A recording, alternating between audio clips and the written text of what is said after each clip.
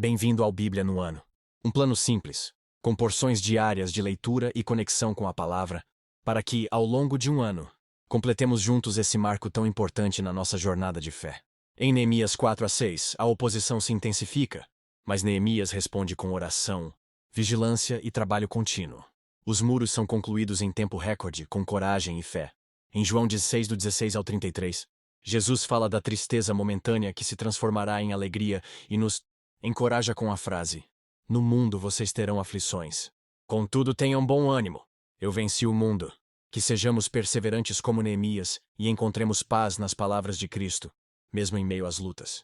E que a cada dia, tomemos nossa porção da palavra e sejamos transformados por ela. Boa reflexão. Neemias 4. Quando Sambalate soube que estávamos reconstruindo o muro, ficou furioso. Ridicularizou os judeus, e na presença de seus compatriotas e dos poderosos de Samaria, disse: "O que aqueles frágeis judeus estão fazendo? Será que vão restaurar o seu muro? Irão oferecer sacrifícios? Irão terminar a obra num só dia? Será que vão conseguir ressuscitar pedras de construção daqueles montes de entulho e de pedras queimadas?" Tobias, o amonita que estava ao seu lado, completou: "Pois que construam. Basta que uma raposa suba lá, para que esse muro de pedras desabe. Ouve-nos, ó Deus, pois estamos sendo desprezados. Faze cair sobre eles a zombaria, e sejam eles levados prisioneiros como despojo para outra terra. Não perdoes os seus pecados nem apagues as suas maldades, pois provocaram a tua ira diante dos construtores."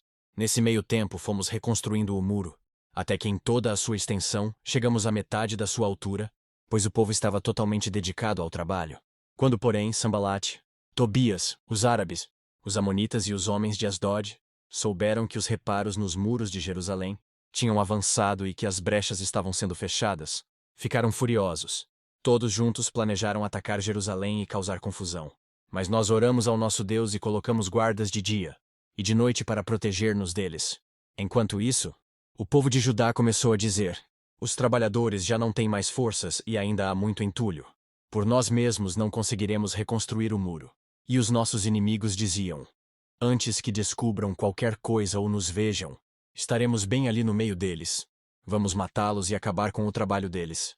Os judeus que moravam perto deles 10 vezes nos preveniram: "Para onde quer que vocês se virarem, saibam que seremos atacados de todos os lados." Por isso posicionei alguns do povo atrás dos pontos mais baixos do muro, nos lugares abertos, divididos por famílias, armados de espadas, lanças e arcos. Fiz uma rápida inspeção e imediatamente disse aos nobres, aos oficiais e ao restante do povo: "Não tenham medo deles.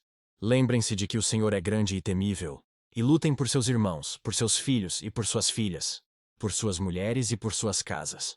Quando os nossos inimigos descobriram que sabíamos de tudo e que Deus tinha frustrado a sua trama, todos nós voltamos para o muro, cada um para o seu trabalho. Daquele dia em diante, enquanto a metade dos meus homens fazia o trabalho, a outra metade permanecia armada de lanças, escudos, arcos e couraças. Os oficiais davam apoio a todo o povo de Judá, que estava construindo o muro. Aqueles que transportavam material faziam o trabalho com uma mão, e com a outra seguravam uma arma. E cada um dos construtores trazia na cintura uma espada enquanto trabalhava. E comigo ficava um homem pronto para tocar a trombeta. Então eu disse aos nobres, aos oficiais e ao restante do povo: "A obra é grande e extensa, e estamos separados, distantes uns dos outros ao longo do muro. Do lugar de onde ouvirem o som da trombeta, juntem-se a nós ali. Nosso Deus lutará por nós." Dessa maneira, prosseguimos o trabalho com metade dos homens empunhando espadas, desde o raiar da alvorada até o cair da tarde. Naquela ocasião eu também disse ao povo: "Cada um de vocês e o seu ajudante devem ficar à noite em Jerusalém, para que possam servir de guarda à noite e trabalhar durante o dia. Eu, os meus irmãos, os meus homens de confiança e os guardas que estavam comigo nem tirávamos a roupa, e cada um permanecia de arma na mão." Neemias 5. Ora, o povo, homens e mulheres, começou a reclamar muito de seus irmãos judeus. Alguns diziam: "Nós e nossos filhos e filhas somos numerosos. Precisamos de trigo para comer e continuar vivos." Outros diziam: "Tivemos que penhorar nossas terras, nossas vinhas e nossas casas para conseguir trigo para matar a fome." E havia ainda outros que diziam: "Tivemos que tomar dinheiro emprestado para pagar o imposto cobrado sobre as nossas terras e as vinhas. Apesar de sermos do mesmo sangue dos nossos compatriotas e dos nossos filhos serem tão bons quanto os deles, Ainda assim, temos que sujeitar os nossos filhos e as nossas filhas à escravidão. E de fato, algumas de nossas filhas já foram entregues como escravas e não podemos fazer nada, pois as nossas terras e as nossas vinhas pertencem a outros. Quando ouvi a reclamação e essas acusações, fiquei furioso. Fiz uma avaliação de tudo e então repreendi os nobres e os oficiais, dizendo-lhes: vocês estão cobrando juros dos seus compatriotas. Por isso convoquei uma grande reunião contra eles e disse: na medida do possível, nós compramos de volta nossos irmãos judeus que haviam sido vendidos aos outros povos. Agora vocês estão até vendendo os seus irmãos, e assim eles terão que ser vendidos a nós de novo. Eles ficaram em silêncio, pois ficaram sem resposta. Por isso prossegui: o que vocês estão fazendo não está certo. Vocês devem andar no temor do Senhor para evitar a zombaria dos outros povos, os nossos inimigos. Eu, os meus irmãos e os meus homens de confiança, também estamos emprestando dinheiro e trigo ao povo. Mas vamos acabar com a cobrança de juros. Devolvam-lhes imediatamente suas terras, suas vinhas, suas oliveiras e suas casas, e também o juro que cobraram deles, a 100ª parte do dinheiro, do trigo, do vinho e do azeite.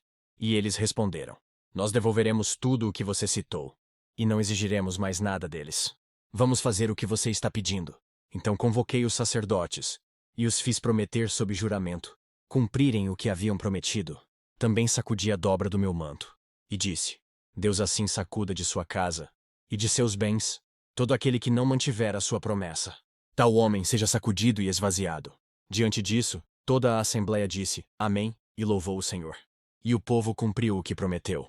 Além disso, desde o 20º ano do rei Artaxerxes, quando fui nomeado governador deles na terra de Judá, até o 32º ano do reinado, durante 12 anos, nem eu nem meus irmãos comemos a comida destinada ao governador. Mas os governantes anteriores, aqueles que me precederam, puseram um peso sobre o povo e tomaram deles 480 gramas de prata, além de comida e vinho. Até os seus auxiliares oprimiam o povo. Mas por temer a Deus, não agi dessa maneira. Ao contrário, eu mesmo me dediquei ao trabalho neste muro. Todos os meus homens de confiança foram reunidos ali para o trabalho, e não compramos nenhum pedaço de terra. Além do mais, 150 homens, entre judeus do povo e seus oficiais, comiam à minha mesa, como também pessoas das nações vizinhas que vinham visitar-nos. Todos os dias eram preparados à minha custa um boi, 6 das melhores ovelhas e aves. E cada 10 dias eu recebia uma grande remessa de vinhos de todo tipo. Apesar de tudo isso, jamais exigia comida destinada ao governador, pois eram demasiadas as exigências que pesavam sobre o povo. Lembra-te de mim, ó meu Deus, levando em conta tudo o que fiz por esse povo. Neemias 6. Quando Sambalate, Tobias, Gesem, o árabe, e o restante de nossos inimigos, souberam que eu havia reconstruído o muro e que não havia ficado nenhuma brecha, embora até então eu ainda não tivesse colocado as portas nos seus lugares, Sambalate e Gesem mandaram-me a seguinte mensagem: Venha, vamos nos encontrar num dos povoados da planície de Ono. Eles, contudo, estavam tramando fazer-me mal. Por isso enviei-lhes mensageiros com esta resposta: Estou executando um grande projeto e não posso descer. Por que parar a obra para ir encontrar-me com vocês? Eles me mandaram 4 vezes a mesma mensagem, e em todas elas dei-lhes a mesma resposta. Então, na 5ª vez, Sambalate mandou-me um dos seus homens de confiança com a mesma mensagem. Ele tinha na mão uma carta aberta, em que estava escrito: Dizem entre as nações. E Gesem diz que é verdade, que você e os judeus estão tramando uma revolta e que, por isso, estão reconstruindo o muro. Além do mais, conforme dizem, você está na iminência de se tornar o rei deles.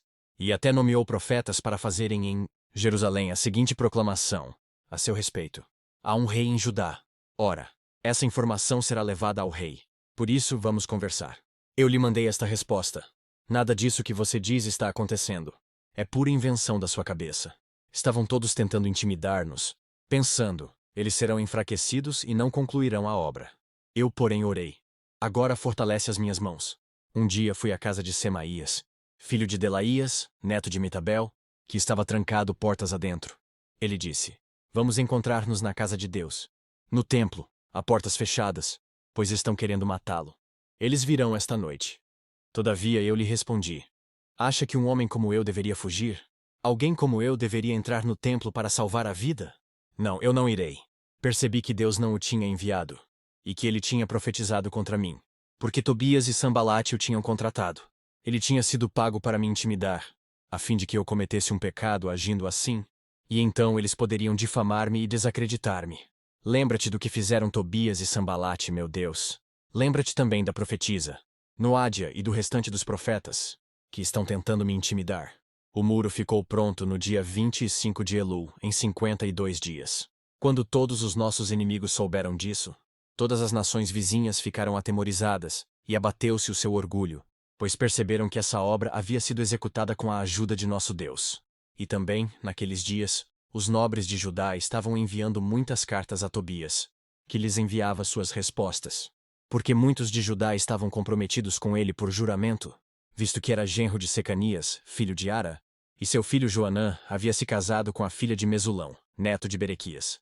Até ousavam elogiá-lo na minha presença e iam contar-lhe o que eu dizia. E Tobias continuou a enviar-me cartas para me intimidar. João 16. Mais um pouco e já não me verão. Um pouco mais, e me verão de novo. Alguns dos seus discípulos disseram uns aos outros: o que ele quer dizer com isso? Mais um pouco e não me verão. E um pouco mais e me verão de novo? E por que vou para o Pai? E perguntavam: que quer dizer um pouco mais?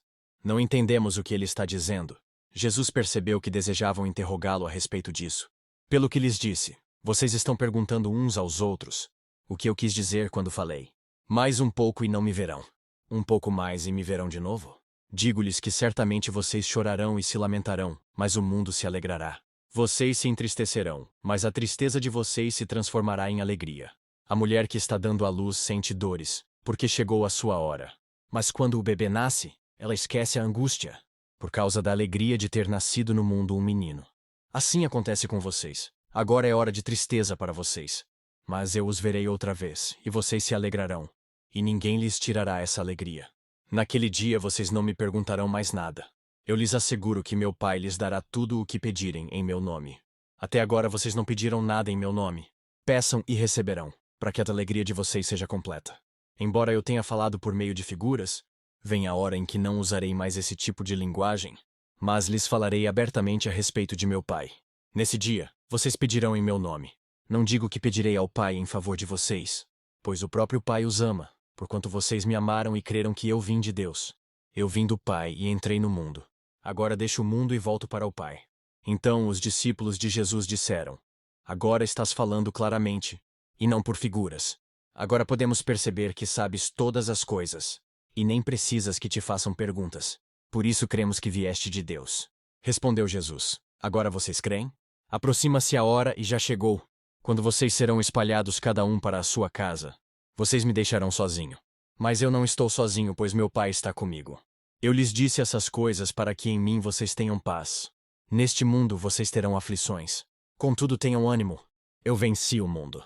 Que as palavras de hoje permaneçam em seu coração e transformem sua caminhada de fé. Não esqueça de curtir, compartilhar e se inscrever no canal para continuar essa jornada conosco. Se ficou para trás, não tem problema. É só assistir aos vídeos anteriores e se manter firme no plano. Nos vemos no próximo vídeo para mais uma porção da Palavra de Deus. Até lá. A paz.